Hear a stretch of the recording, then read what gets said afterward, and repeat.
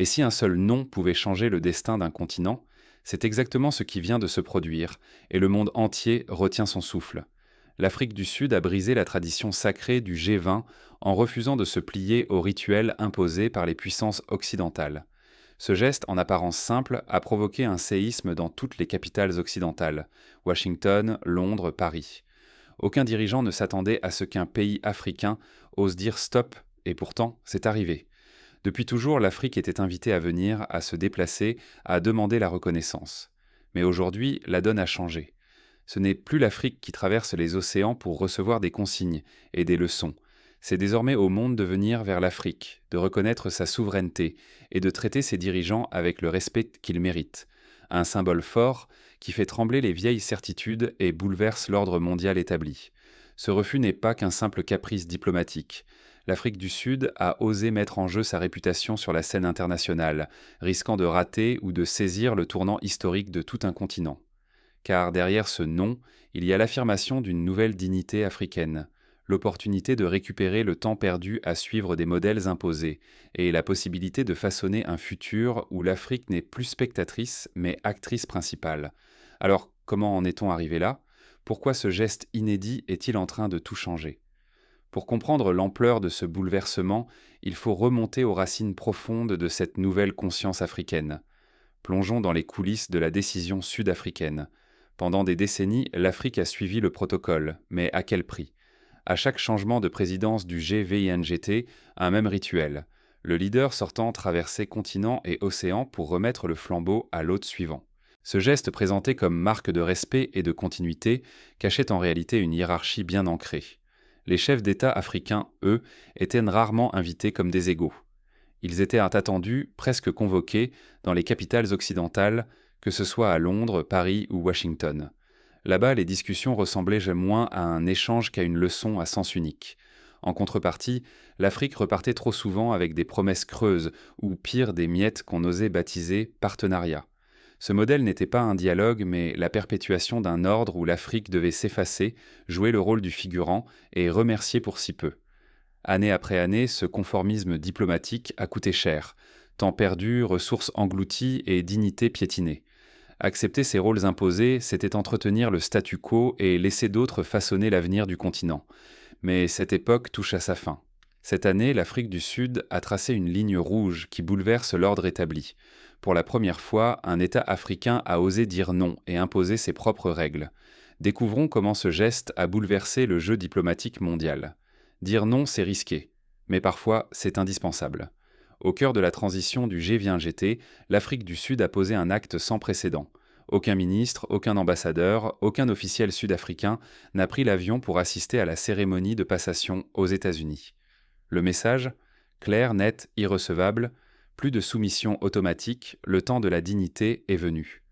Ce refus va bien au-delà d'un simple geste diplomatique. Il symbolise la fin d'un vieux rituel hérité, celui où l'Afrique devait toujours montrer patte blanche pour être acceptée à la table des grands. Pour la première fois, un pays africain a dit non à une tradition considérée comme sacrée par l'Occident. C'est un acte d'affirmation. Nous ne courons plus, désormais, c'est à vous de venir. Dans les capitales occidentales, c'est la stupeur. À Paris, Londres ou Washington, les diplomates se concertent en urgence. On s'interroge, on s'inquiète, bon, le continent africain, autrefois docile, vient de refuser les règles du jeu. L'imprévisibilité remplace la routine. La crainte de perdre le contrôle se lit dans les communiqués rédigés à la hâte. Mais l'onde de choc ne s'arrête pas là. Sur tout le continent, la jeunesse s'empare de l'événement. Des hashtags fleurissent sur les réseaux sociaux. La fierté s'affiche sans réserve de Dakar à Addis Abeba. Cet acte de souveraineté redonne confiance, inspire des rêves et réveille un sentiment collectif trop longtemps étouffé, celui d'être enfin maître de son destin. Ce signal retentit bien au-delà des frontières sud-africaines. Pour la première fois, le monde se rend compte que les réactions africaines ne sont plus prévisibles, ni uniformes. Les cartes de la diplomatie sont rebattues, l'Afrique n'est plus un pion mais un joueur à part entière. Bien sûr, le risque reste énorme. S'isoler, perdre des alliances, affronter des pressions. Mais le pari est clair. Gagner le respect, choisir sa voie, ne plus dépendre de modèles imposés et préserver une dignité retrouvée. L'Afrique du Sud a ouvert une brèche. Le reste du continent observe, prêt à s'engouffrer ou à s'inspirer. L'équilibre mondial vacille, mais rien n'est encore joué. Ce refus n'est que le premier acte d'une controverse qui, à peine commencée, s'apprête à prendre une ampleur inattendue. La réaction américaine face à cette rupture historique va révéler l'ampleur du choc. Ce qui se prépare dépasse tout ce que l'on pouvait imaginer. Quand l'Amérique boude, l'Afrique avance.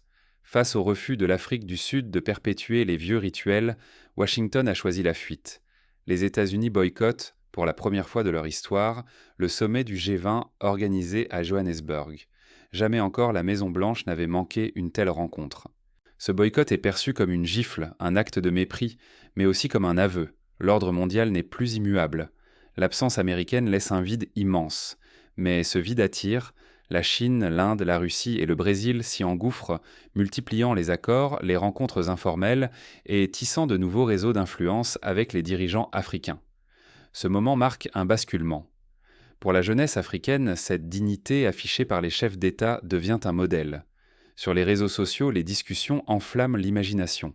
Et si pour la première fois, l'Afrique écrivait elle-même les règles du jeu? Le vieux système mondial, bâti sur les privilèges de quelques-uns, révèle soudain ses fissures. Deux poids, deux mesures. Là où l'Occident parle de valeurs, beaucoup en Afrique voient surtout des intérêts défendus à sens unique. Le risque est colossal. Perdre le partenariat historique avec l'Occident, ou bien profiter de cette brèche pour rebattre toutes les cartes et imposer une nouvelle voie dans la gouvernance mondiale. Désormais, chaque geste, chaque silence, chaque alliance prend une dimension politique forte. L'Afrique n'est plus une spectatrice, mais une actrice centrale dans la redéfinition de l'équilibre global. Mais alors comment cette révolution silencieuse va-t-elle transformer les relations internationales? Que doit comprendre chaque Africain de cette crise et comment en tirer les leçons pour l'avenir?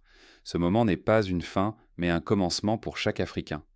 Ce qui se joue aujourd'hui, c'est la naissance d'une nouvelle conscience, une ère où l'Afrique redécouvre et affirme sa propre valeur sans attendre d'approbation extérieure.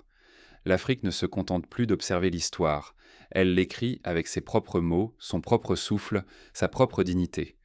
Face aux tentatives anciennes et récurrentes de division, l'unité africaine s'impose désormais comme une évidence.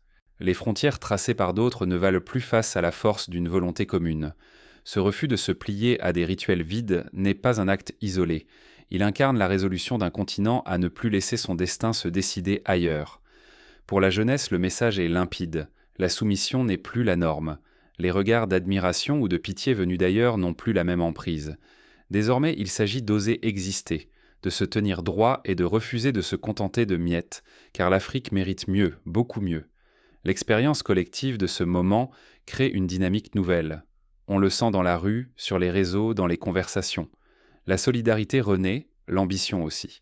Ce sentiment d'appartenance à une aventure commune, d'être réunis autour d'une même fierté, nourrit une force irrésistible qui ne demande qu'à grandir. Mais la vraie révolution commence quand chacun comprend que, même à petite échelle, il peut participer à la transformation du récit africain. Qu'il s'agisse de défendre l'identité, de créer, d'innover, ou simplement de refuser l'humiliation ordinaire, chaque pas compte. C'est l'accumulation de ces gestes quotidiens qui bouleverse la donne et construit un avenir où l'Afrique sera respectée et maîtresse de son destin. La chance de changer le cours de l'histoire ne se présente pas souvent. La laisser passer, c'est risquer de replonger dans l'ombre, mais la saisir, c'est bâtir un continent puissant, uni et reconnu. Maintenant, la boucle est bouclée. Il est temps, ensemble, de choisir ce que sera la prochaine étape. La question reste entière. Qui osera faire ce premier pas et comment cette énergie collective se traduira-t-elle dans la réalité? Découvrons ensemble les prochaines actions qui pourraient en tout changer. L'Afrique s'est levée et vous, que ferez-vous de cette nouvelle donne? Aujourd'hui, sur tout le continent, souffle un vent de dignité et d'affirmation. Le monde vient d'assister à une rupture symbolique mais puissante. L'Afrique du Sud a tracé une ligne que personne n'osait imaginer. Pour la première fois, un pays africain a refusé de perpétuer un rituel imposé, signifiant à la planète entière que la soumission n'était plus de mise. Ce geste n'était pas un simple caprice diplomatique, mais une déclaration de souveraineté. Il marque la fin d'une époque où l'Afrique attendait docilement son tour, où elle suivait des modèles étrangers sans jamais imposer sa propre vision. Désormais, le continent prend la parole, s'impose et exige le respect auquel il a droit. Pour des générations entières, les Africains ont vu leurs dirigeants relégués au rang de figurants lors des grandes cérémonies internationales. Mais ce temps est révolu. Ce refus d'accepter un siège sans réelle considération a résonné comme un cri de dignité retrouvée, une invitation à regarder l'Afrique autrement. Vous qui regardez cette vidéo, vous faites partie de cette nouvelle page d'histoire. Que vous soyez jeune ou moins jeune, que vous viviez à Dakar, à Kinshasa ou à Abidjan, cette nouvelle donne vous concerne. Il ne s'agit plus de subir ou d'espérer que d'autres décident pour vous. C'est à vous qu'il revient de saisir cette opportunité. Rester simple spectateur ou devenir acteur du nouvel avenir africain. Le choix est là, entre vos mains. La souveraineté ne se décrète pas uniquement par des gestes politiques. Elle s'incarne chaque jour à travers notre confiance, nos engagements et nos actions collectives. Ce tournant historique n'appartient pas uniquement aux chefs d'État ou aux diplomates. Il appartient à chaque Africain qui refuse la résignation, qui ose rêver grand, qui s'approprie enfin sa place dans le monde. Souvenez-vous, la dignité ne se négocie pas. Elle s'affirme, elle se vit, elle se transmet de génération en génération. Alors, dans cette Afrique nouvelle, quel rôle choisirez-vous d'endosser ? La scène est ouverte, les projecteurs sont braqués. À vous d'écrire la suite, à vous de montrer que ce réveil n'est pas une parenthèse, mais le début d'une ère où l'Afrique inspire, innove et rayonne.